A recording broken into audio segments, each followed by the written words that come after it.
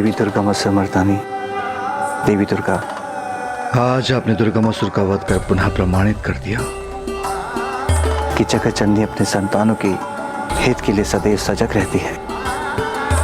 आपकी प्रत्येक लीला संसार के कल्याण के लिए ही होती है। काशी में अनेकों वर्षों तक बिना पल के झपकाए आपने मेरी प्रतीक्षा की। विशालाक्षी बनी, यदि आप ऐसा न करती तो दुर्गमासुर का वध दुर्गम हो जाता। किंतु प्रिय, अब आपकी संतानें पुनः सुरक्षित हैं, इसलिए अब आपके कैलाश लौटने का समय आ गया है।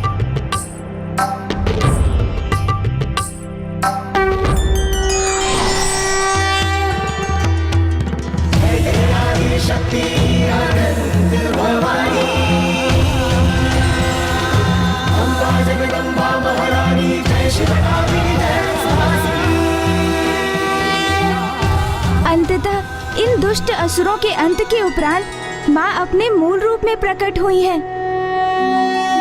अर्थात अब ब्रह्मांड में सर्वत्र शांति स्थापित होगी और मुझे कैलाश में माँ के हाथों के मोदक खाने का सुख प्राप्त होगा भैया। अच्छा गणेश, असुरों की चिंता दूर होते ही तुम भोजन की चिंता में पड़ गए। चिंता तो होगी ना भैया, किंतु इस चिंता में इस बार मैं भी डूबा हुआ हूँ गणेश। मुझे भी माँ के हाथों के पकवान खाने की अत्यधिक लालसा हो रही है और मुझे पूर्ण विश्वास है कि कल कैलाश लौटते ही माँ हमारी ये इच्छा अवश्य पूर्ण करेंगी। ओह, तब तो बहुत आनंद आएगा भैया। और वैसे भी गणेश, कल तो माता का जन्म दिवस भी है। कल चैत्र शुक्ल पक्ष की नवमी और मृगशीरा नक्षत्र है। इसी तिथि की मध्य रात्रि में ही तो माँ ने जन्म लिया था।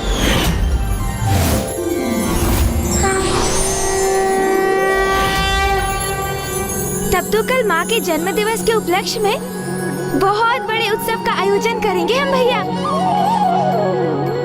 भैया, अब तो मेरी इच्छा हो रही है कि हम भोर होने से पूर्व ही कैलाश पहुँच जाएं।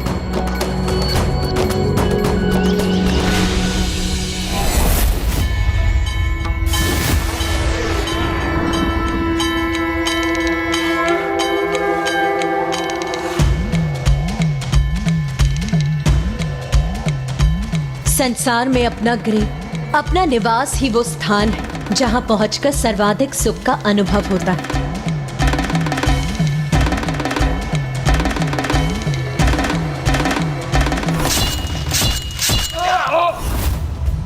उस असुर के वध के समय माँ के मुख पर जितना क्रोध था, अब यहाँ कैलाश लौटकर उतनी ही आनंदित प्रतीत हो रही है वो। हाँ गणेश, और जब हम उन्हें उनके जन्म दिवस की बधाई देंगे तब तो और भी प्रसन्न हो उठेंगी माँ। किंतु भैया, आपसे पूर्व बधाई मैं दूंगा उन्हें। नहीं नहीं गणेश, बधाई माँ को तुमसे पूर्व तो मैं ही दूंगा।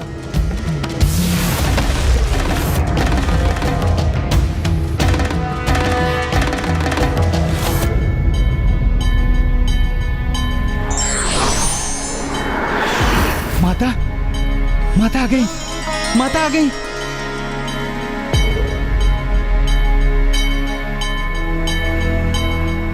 माँ, मुझे कुछ अत्यंत विशेष बात करनी है आपसे।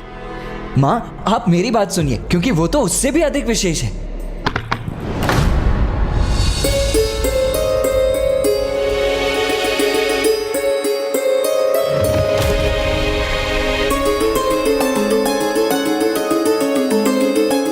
माँ क्या पुनः क्रोधित हो रही हैं?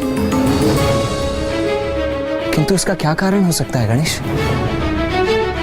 क्या पुनः किसी असुर से उत्पन्न संकट का आभास हो रहा है उन्हें? क्या हुआ माँ?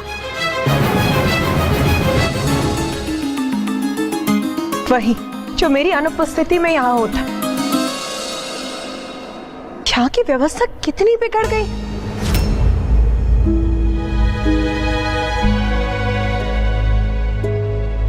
ये क्या कह रही है माँ?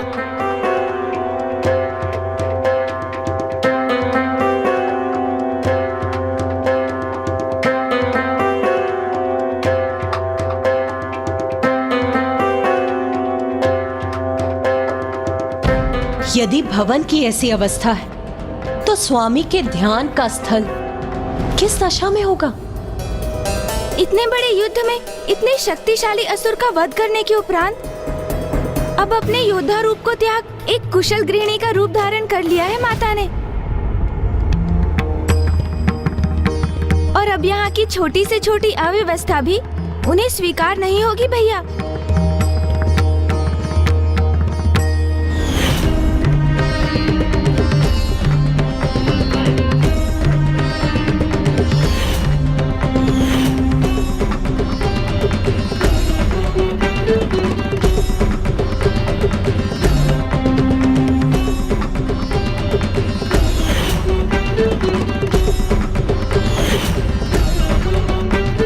मेरा अनुमान उचित था। यहाँ तो कोई स्वच्छता नहीं, सब कुछ कैसा बिखरा पड़ा है। हाँ, स्वामी अपना ध्यान कैसे करेंगे?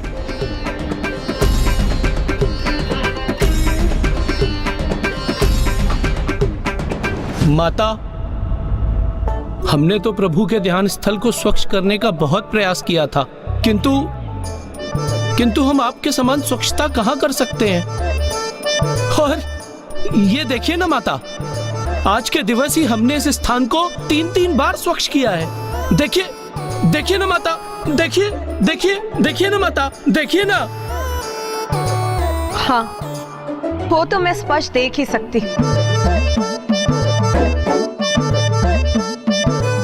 मेरा विश्वास कीजिए माता, हमने आपके आदेश के अनुसार प्रभु के इस ध्यान स्थल को प्रत्येक दिवस एक पहर ध्यान से बुहारा है, तभी तो यहाँ इतनी स्वच्छता है ना, है ना, है ना, है ना, है ना।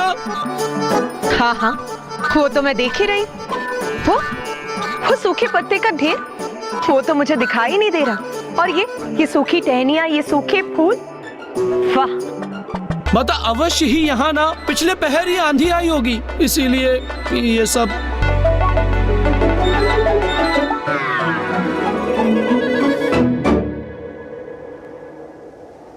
कोई बात नहीं नंदी जी, अब मैं आ गई हूं ना, अब मैं सब संभाल लूं।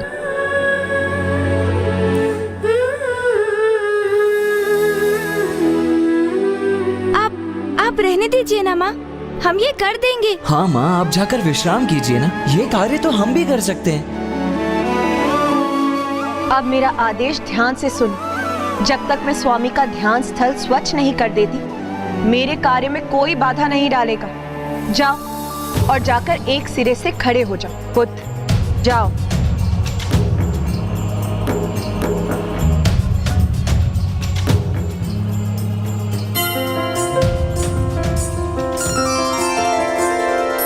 देवी जिसने चंड मुंड दानव संहारे, नारी बन के आज स्वयं घर को भी संवारे।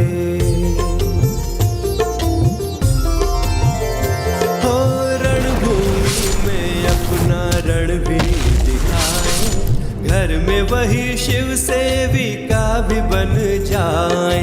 आंचल से अपने माँ आसन को पोछे, प्रेम और श्रद्धा से प्रभु को बिठाए।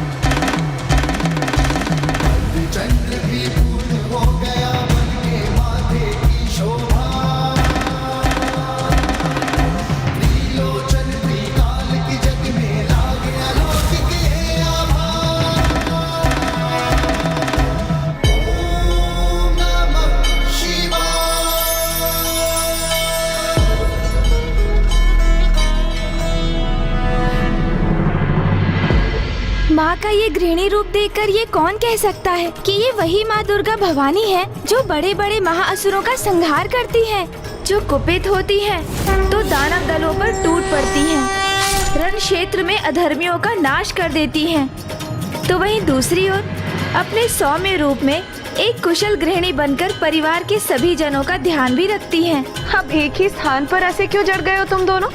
जाओ, जाकर शीघ्र तैयार हो जाओ। क्योंकि अब मैं तुम दोनों के प्रिय पकवान बनाने जा रही। कैलाश लौटते ही बिना एक क्षण विश्राम किए तुमने एक माँ और पत्नी का भी दायित्व संभाल लिया उमा। तुम्हारी प्रतीक्षा केवल मुझे ही नहीं, इस कैलाश को भी थी। तुम्हारा पुनः कैलाश में स्वागत है उमा। स्वामी, देवी पार्वती अपने गृहिणी रूप में उतनी ही समर्थ और कुशल है जितनी योद्धा रूप में। इसमें कोई आश्चर्य की बात नहीं, क्योंकि बहन किसकी है? तो अपनी बहन को उनके जन्म दिवस की बधाई देना ना भूलिएगा।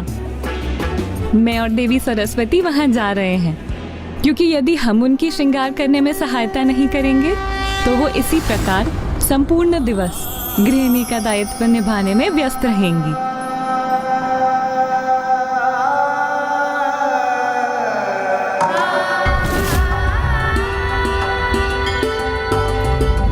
जाने दीजिए ना भैया, मैं छोटा हूँ ना आपसे। हाँ हाँ अनुज गणेश, मैं बड़ा हूँ तो ये अधिकार भी मेरा है। क्या हुआ अनुज गणेश? हाँ, आप बड़े हैं, इसलिए आपका आदेश नहीं टाल सकता मैं। मुझे माँ को सर्वप्रथम बधाई देने की इच्छा तो बहुत थी, किंतु आप ही जाइए भैया। आपका अनुज गणेश पीछे ही रहेगा। ठीक है अनुज गणेश, जाओ। माँ को जाकर सर्वप्रथम तुम ही बधाई दे दो, जाओ। क्यों ना ऐसा करें भैया कि हम दोनों एक साथ चलकर माँ को बधाई दें? ये भी उचित है, चलो फिर।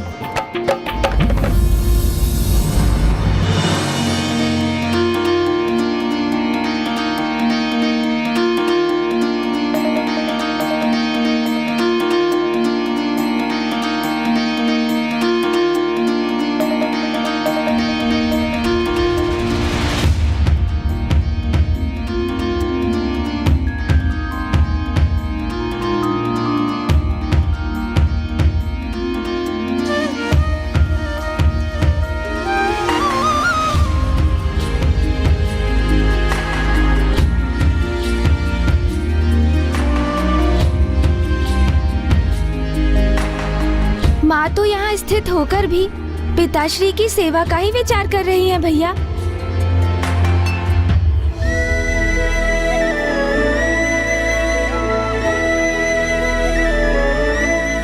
पुत्र, माँ, आप इतनी चिंतित क्यों प्रतीत हो रही हैं? मुझे ऐसा क्यों प्रतीत हो रहा है जैसे मैं कुछ भूल गई। हाँ माँ, एक बहुत बड़ी बात भूल रही हैं आप। क्या? यही माँ कि आज आपका जन्म दिवस है। किंतु हम नहीं भूले माँ, हमें याद था और इसीलिए हमने आपकी सर्वाधिक प्रिय गुड़ की खीर बनाई है। जन्म दिवस की बहुत बहुत बधाई हो माँ। मेरी ओर से भी आपको जन्म दिवस की बहुत बहुत बधाई माँ।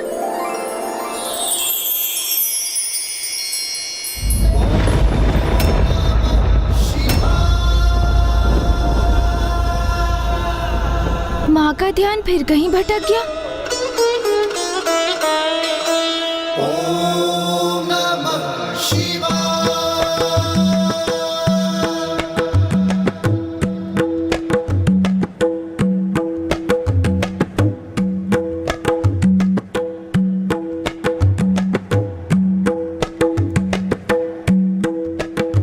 ये तो बहुत अच्छा हुआ कि बुआ जी और मामी जी भी माँ के जन्म दिवस के उपलक्ष्य में यहाँ आ गईं। अब उनका साथ पाकर माँ अवश्य आनंदित होंगी।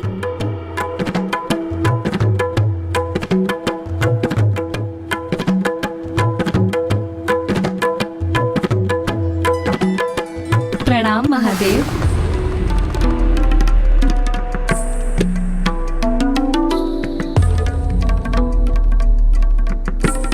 माँ का ध्यान तो पिताश्री में ही लगा रहता है, किंतु बुआ जी माता सरस्वती और मामी जी माता लक्ष्मी भी माँ को बधाई देने की पूर्व पिताश्री को प्रणाम करने चली गईं। जबकि वो तो अभी भी ध्यानस्थ है। अर्थात माताएं भी पिताश्री को ही अधिक महत्व दे रही हैं।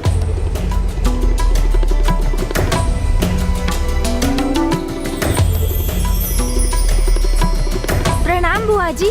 प्रणाम मामी जी। कल्याण हो पुत्र। पधारिए देवी लक्ष्मी, देवी सरस्वती। ये इतना सब कुछ क्या ले आई आप दोनों? देवी पार्वती, आज आपका जन्म दिवस है, तो हम दोनों उपहार के बिना कैसे आ सकती थी। मैं आपके लिए कुछ आभूषण लेकर आई हूँ और मैं वस्त्र।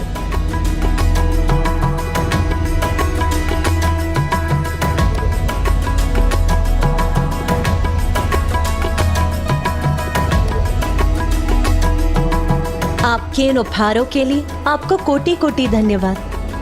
अब आप गृहस्थी के कार्यों से स्वयं को मुक्त कीजिए और तैयार हो जाइए, क्योंकि शीघ्र आपको जन्मदिन की बधाई देने के लिए अतिथिगण आते ही होंगे।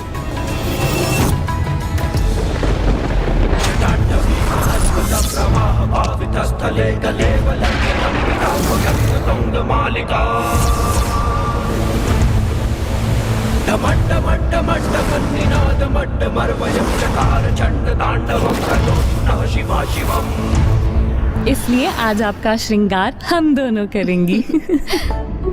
किंतु माँ, उसके पूर्व खीर का तो स्वाद ले लीजिए। ये तो आपको अत्यंत प्रिय है ना?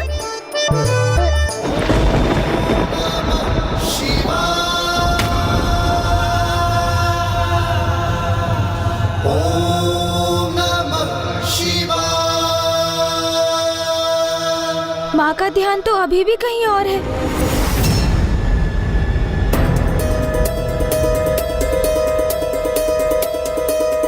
ये क्या? माँ अचानक इतनी विचलित होकर क्यों चली गई?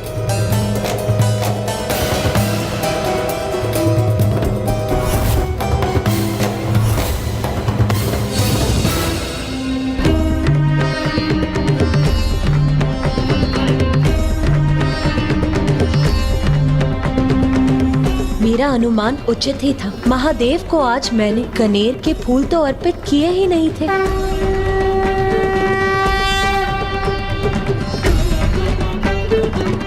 कनेर के ये पुष्प स्वीकार कीजिए स्वामी।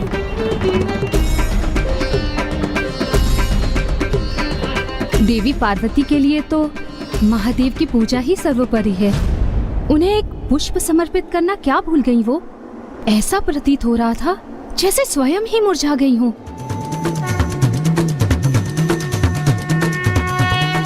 पिताश्री के लिए पूर्ण रूप से समर्पित है माँ। उनका कोई भी कार्य अधूरा नहीं छोड़ती।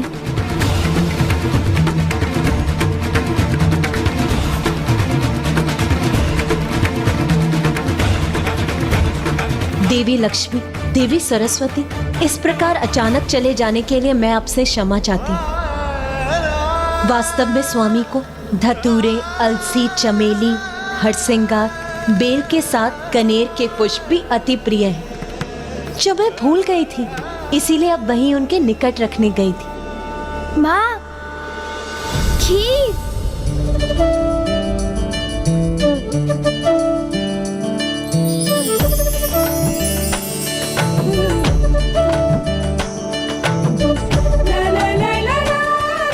बहुत स्वादिष्ट है। मुझे बहुत आनंद आया पुत्रों। आपके इतने उपहार पाकर भी मैं अत्यंत प्रसन्न हूँ। किंतु अब मुझे पुनः अपने कार्य पूर्ण करने जाना होगा। प्रभु के लिए जूही के पुष्प और शमी के पत्रों की माला बनानी, उन्हें समर्पित करनी है। अब गृह के शेष कार्य आप बाद में कीजिएगा। वैसे भी ये पुष्प की माला तो प्रभु आपको भेंट करेंगे, क्योंकि आज आपका जन्म दिवस जो है। बस एक माला बनाने भर का अवकाश दे दीजिए। स्वामी का ध्यान पूर्ण होते ही उन्हें इसकी आवश्यकता होगी। ये माला तो मैं बना दूंगा माँ। आप निश्चिंत होकर जाइए और तैयार हो जाइए। आज आपका जन्म दिवस है ना? मुझे तुम दोनों के लिए भोजन भी तो तैयार करना है। माँ, आपके लिए खीर बनाते बनाते हम इतनी खीर का स्वाद ले चुके हैं कि हमारा उदर तो पूर्व में ही भर चुका है। हाँ माँ। बेलपत्र भी एकत्रित करने हैं मुझे। वो मैं कर दूंगा माँ। हाँ, किंतु परंतु कुछ नहीं, बस आप चलिए चलिए।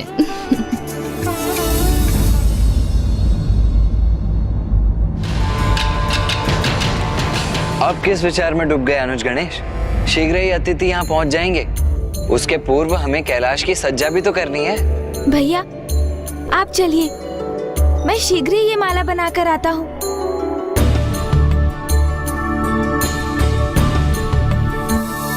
माँ इतनी शक्ति संपन्न होकर भी पिताश्री के प्रति एक छोटी सी भूल सुधारने, उन्हें एक पुष्प देने के लिए इतनी विचलित क्यों हो गई कि बुआ जी और मामी जी को छोड़कर पिताश्री के निकट भागी चली गई। माँ आदि शक्ति है वो, फिर भी पिताश्री को लेकर वो एक साधारण गृहिणी का ही आचरण क्यों करती है?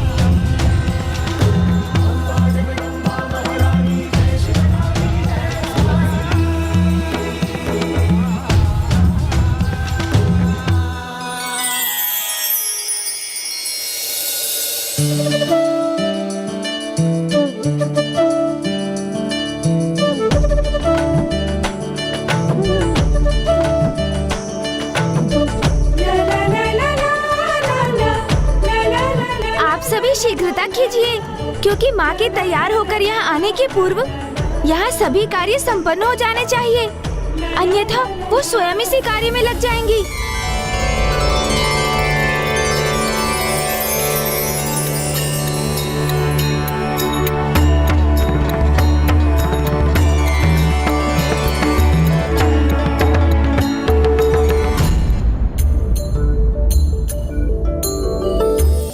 सभी कार्य उचित प्रकार से करो।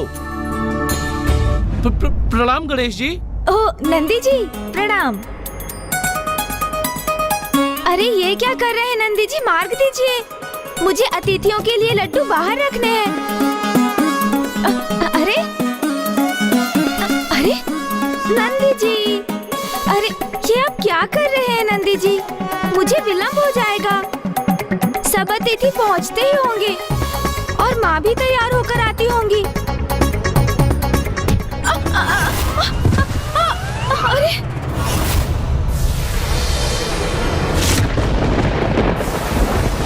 लीजिए, हो गया कल्याण। किंतु अब मैं ना दीपक गिरने दूंगा ना लड्डू, अन्यथा माँ के यहाँ आने के पूर्व सभी कार्य संपन्न नहीं हो सकेंगे।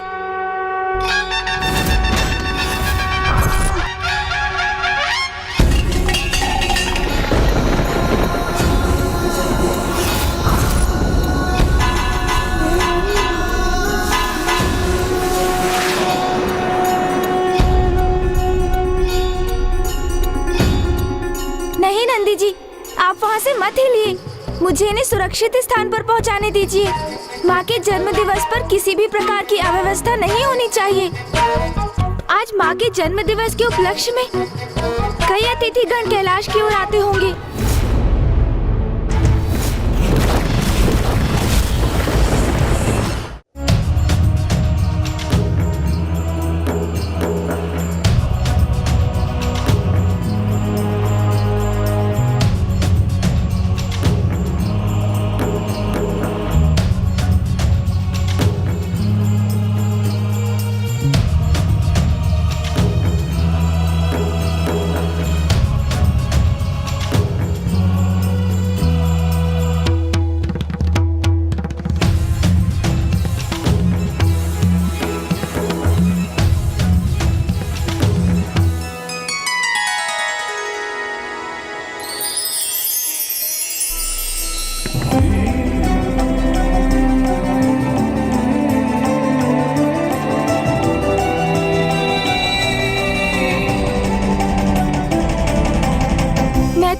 सुनना ही चाहता हूँ कि जैसे ही माँ तैयार होकर बाहर आए, सभी माँ को बधाई देने के लिए माँ के द्वार पर पंक्तिबद्ध खड़े हो जाएं और माँ को ढेर सारी बधाइयाँ दें।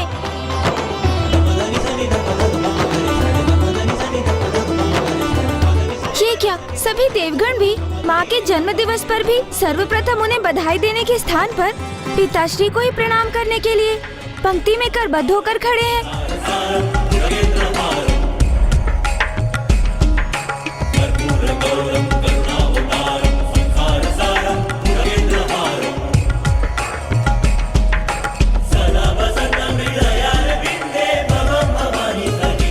पिताश्री जगत पिता है, देवेश्वर है, महादेव है, किंतु माँ भी तो जगत जननी देवी आदिशक्ति है।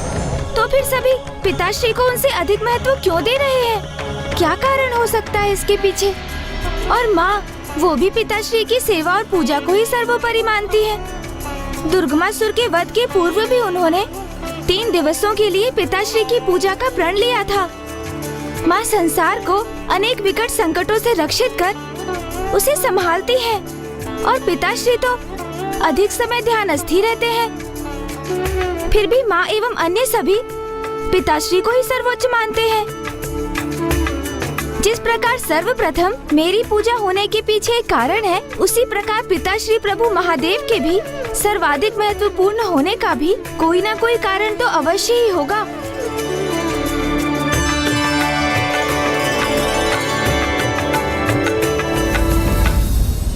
भैया भैया, नहीं नहीं अनुज गणेश, मैं वहीं आ रहा हूँ। देखो अनुज गणेश, चाहे जो भी हो, माँ को पिताश्री की पूजा के लिए ये बेल पत्र तो मैं ही जाकर दूंगा। तुम कोई अन्य सेवा सोच लो। आपसे सेवा का अधिकार लेने नहीं आया हूँ मैं भैया, मैं तो बस अपनी किसी जिज्ञासा को शांत करने आए हो, है ना? तो पूछो अनुज गणेश, क्योंकि तुम्हारी प्रत्येक उलझन को सुलझाने में मैं तुम्हारा अग्रज ही तो तुम्हारा सहायक बनता हूँ, नहीं? संकोच मत करो अनुज गणेश, पूछो, क्या पूछना चाहते हो? भैया, पिताश्री तो अधिक समय ध्यान में ही लीन रहते हैं।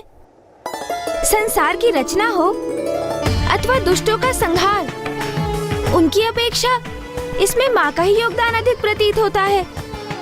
और मामा जी श्री हरि नारायण, सृष्टि के पालनहार, फूफा जी ब्रह्मदेव सृष्टि के सृजन करता है। फिर भी सभी पिताश्री को ही सर्वोच्च स्थान पर क्यों रखते हैं भैया?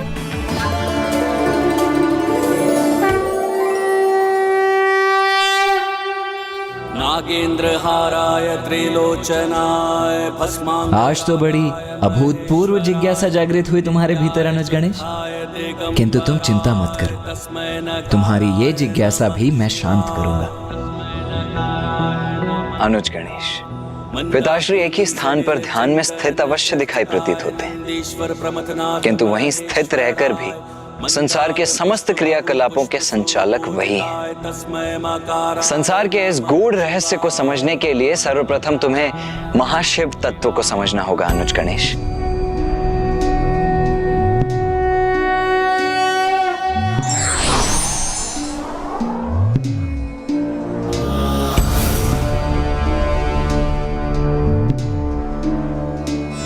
जब भी कैलाश में कोई उत्सव का क्षण आया है, कोई ना कोई संकट सदा ही उत्पन्न हुआ है। मेरे नामकरण के समय जो विघ्न मायावी रूप धरकर आया था, वो था दुष्ट सिंदूरा। माँ पिताश्री के पुनर्विवाह के समय भी विघ्न आया। उस शुभ घड़ी में जो दुष्ट कैलाश में अपना अधिकार स्थापित करने आया, वो था दंभासुर। तो क्या इस बार भी कोई मात्र पिताश्री के दर्शन करने नहीं, अपितु सृष्टि के लिए संकट बनने आ रहा है? स्थले कलेवलम्ब्य लम्बिताम्बुजंग तुंग मालिका।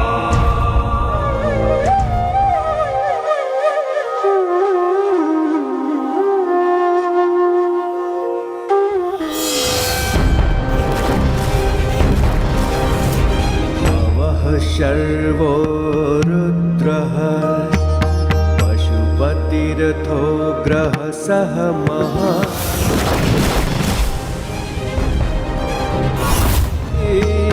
यद्विधानाष्टकमिदम् अनुसृत्य करोष्मि न प्रत्येकम् प्रविचरति देवश्रुतिरपि मे प्रणिहित नमस्योऽस्मि भवते।